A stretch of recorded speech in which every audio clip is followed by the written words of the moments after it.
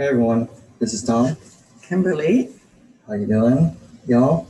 I'm pretty excited here today because for a long time we've been talking about this document, but we want to share with you something that has taken our recovery to the next level in recovery Dharma, and it's inquiry circles. Yeah.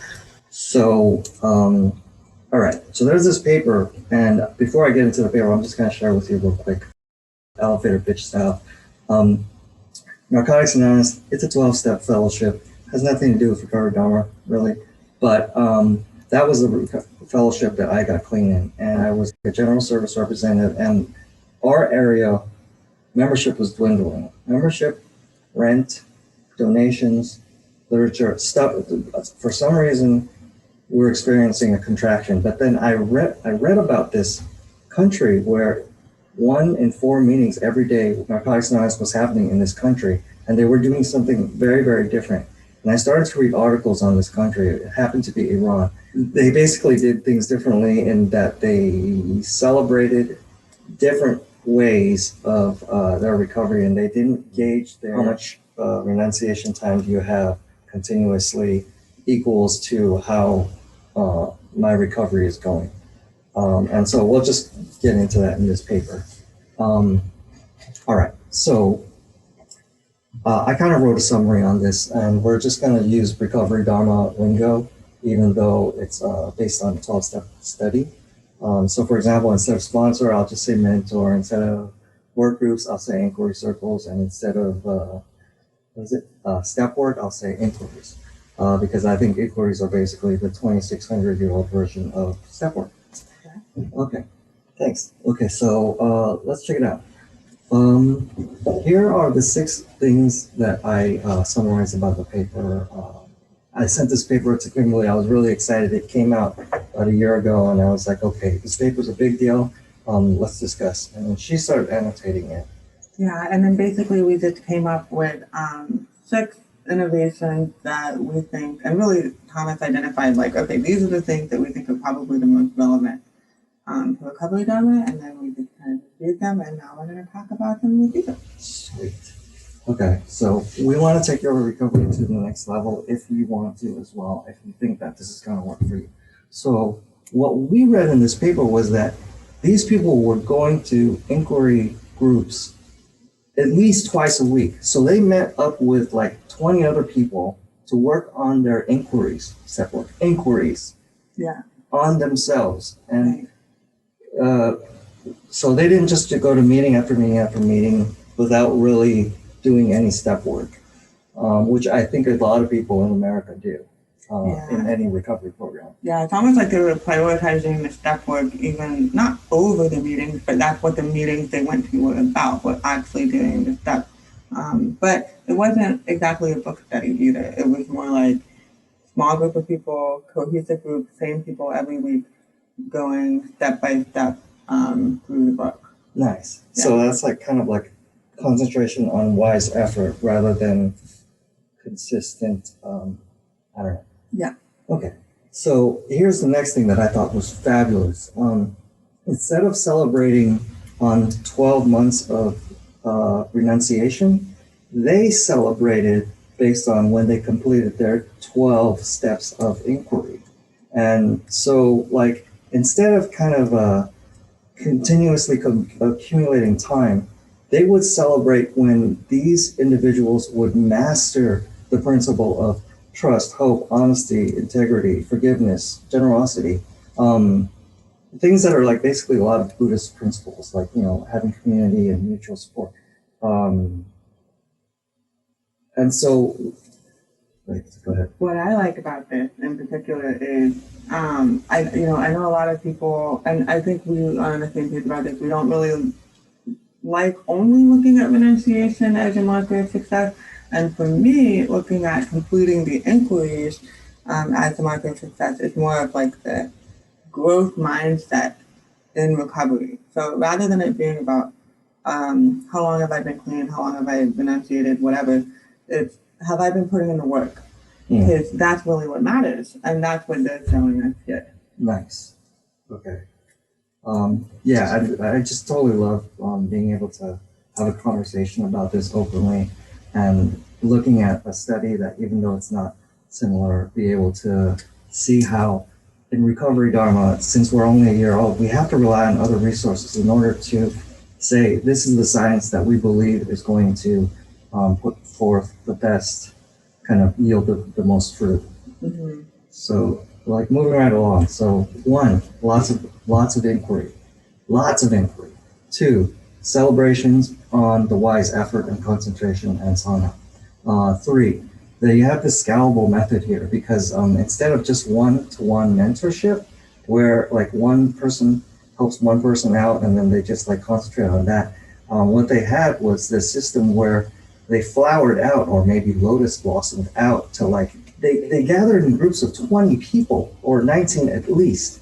And so what you see is like one person, like let's say an inquiry facilitator, like branches out, let's just say, to 8 people, and affects these people's lives, and maybe only half of them make it through all the inquiries or whatever and master these principles or figure out the underlying trauma or the root or the conditionings why they used. But if 4 of these people continue to branch out to 8 more people each, then you can see automatically this exponential growth that has been happening in Iran since 1990. And now, you know, that thing I talked about 1 in every 4 meetings. And we can do the same thing with Recovery Dharma. And we can, not only is it helping Recovery Dharma, but it's helping you as an individual, and it's helping your Sangha. And then it helps like all the people that we love and love us in our lives. Yeah. And one thing that Thomas and I were talking about before is this really helped in Recovery Dharma because we're so young and we maybe don't have as many people identifying themselves as mentors yet. Yeah. And so that helps kind of create a better word, but it just creates that system in place where people can get into mentorship in whatever capacity they're comfortable with. Nice. Yeah. Like we always run into these problems. Like at the end of a meeting, we ask ourselves, how do I find a mentor? Who can mentor?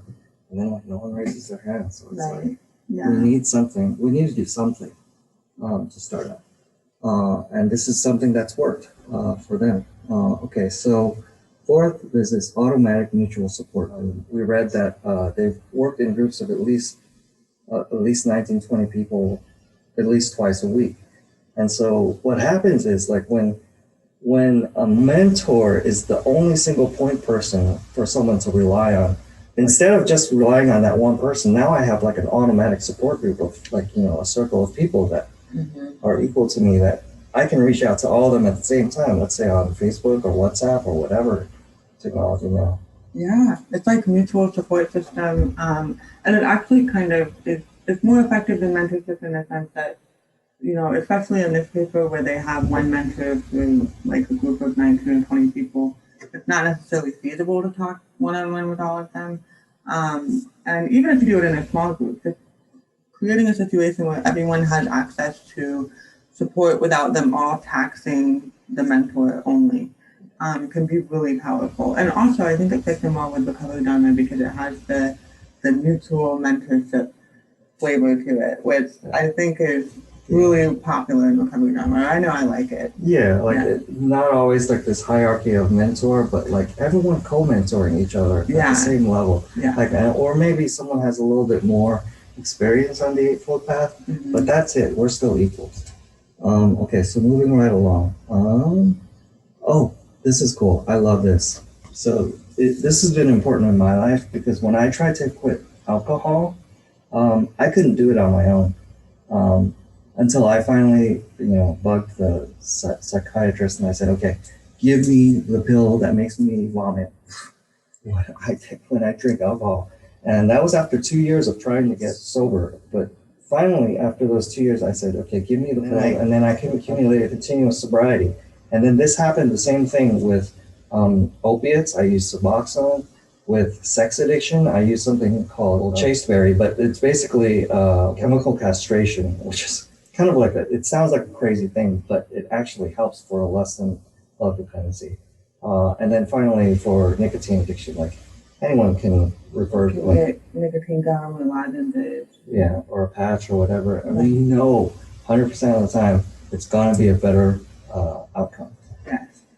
So what happens here is these people Iranians were facing 6 times the levels of opiate use. And so like people were dying, like people in America are dying from opiate epidemic, but they're dying 6 times as much. So they have no time to waste. Like their family members are dying. They're like, we need to do something. We're going to take every precaution we can, and we're going to embrace science in a way where people don't die on us. We can't treat patients. So let's move forward with science. And so statistics consistently show the highest recovery rates when individuals work a recovery program in tandem with medication-assisted treatment. So MAT is a new hot word in recovery. So a lot of people were afraid of this medically assisted thing. It's like, oh well, if that's not working the program, they're supposed to humbly ask whatever. Right. But honestly, in reality, I mean, it's stigmatizing to have that attitude. So just like in mental health, where you wouldn't tell someone, oh, well, you're not really mentally healthy because you had to take antidepressants in order to get healthy. Would you say that to someone who's depressed? No. And so, I think what I love about this is it creates that similar idea of, just like in other mental health efforts where you can combine medication with therapy, for instance, or with support groups or something like that. Here you can combine medication with support groups. Yeah, so I'm a big fan. I love it. Yeah, so like each one of these pieces of the equation is kind of like either an ingredient to the recipe or like a different piece of armor to your recovery. Yeah. And science and medication is a huge benefit. All right. So, and then the last thing that we kind of summarized was that the government and community and religious organizations, they didn't we were talking about stigma. They work in cooperation in order to rehabilitate these people, us, rather than other them or incarcerate them. Yeah, and I think that's really powerful. So in the United States, we've definitely gone the opposite direction, and it seems like in this case, they can see the benefit of actually focusing on rehabilitation instead of just, letting them fall into the addiction and stay in the addiction and get arrested and repeatedly arrested until, worst case scenario, they end up dying from overdose. Yeah. So. And then also we want to get into the mindset of process addictions too, because even though people die from those other addictions, there's a tremendous amount of suffering caused by me being addicted to playing video games and then not being there for my cousin who comes over. Being able to extrapolate this information from the drug narcotic sense into process addictions and saying, yeah, playing too much video games in every single free moment of my time is a big deal to me. Well, and I mean, if you imagine it, just like looking at these 6 points we've highlighted here, different elements of that might apply more or less to you depending on your addiction. So even if you have process addictions but not substance addictions, you still benefit from frequent inquiry gatherings, celebrations, and working in a scalable model that has a support group.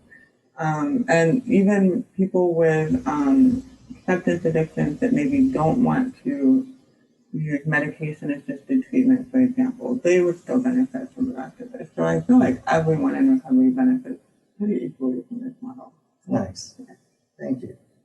So hopefully you get excited about doing inquiries, and hopefully you can form your own inquiry circles. We want everyone to be able to form their own inquiry groups or facilitate inquiry groups or find inquiry groups or just find your people that you want to do inquiries with, no matter what. And hope, and I can guarantee you your recovery is going to take raised to the next echelon. Mine definitely has. Yeah.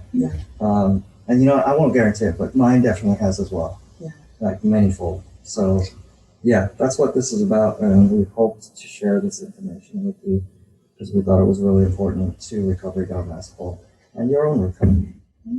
Thank you. Thanks. Well.